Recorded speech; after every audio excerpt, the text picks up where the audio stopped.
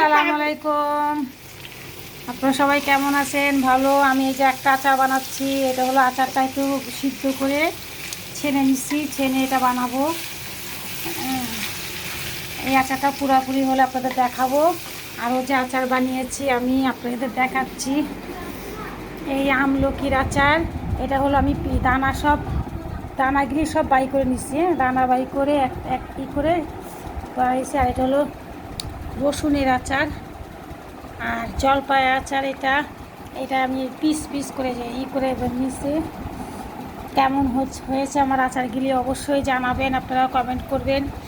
জলপাইয়ের আচার, রসুনের আচার, আমলকির আচার, আমলকির সব দানাগুলি সব ফেলে দিয়ে পিস পিস করে বানিয়েছি।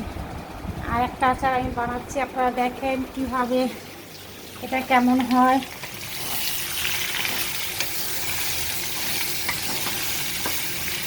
এটার মধ্যে আমি একটু গুড় দিব, একটু চিনি দিব।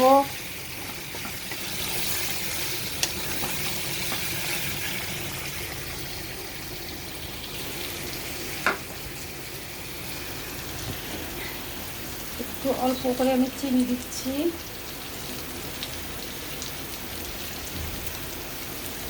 তারপরে এটা আমার পাঁচফোড়ন মশলা।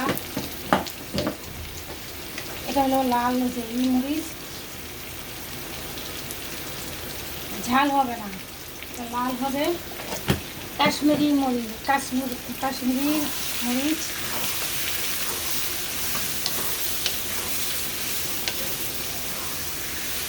একটু হলদি গুঁড়ো দিয়ে দিব।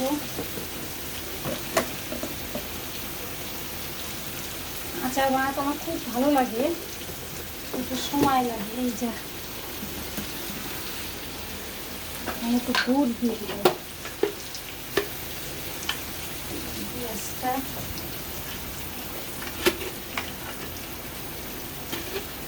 গুড় দিয়ে দিচ্ছি।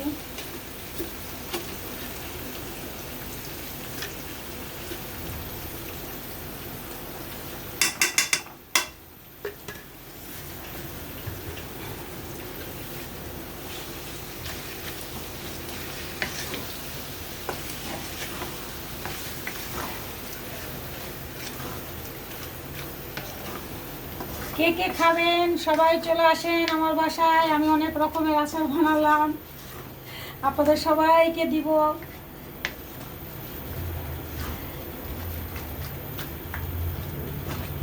আচ্ছা, এটা ফাইনালি হয়েই আসছে, আমার আর একটুখানি সময় আছে। আমি রাখি। আল্লাহ হাফেজ, আসসালামু আলাইকুম। ভালো থাকেন সবাই, সবাই কমেন্ট করবেন আমার আচারগুলি কেমন হয়েছে। আল্লাহ হাফেজ।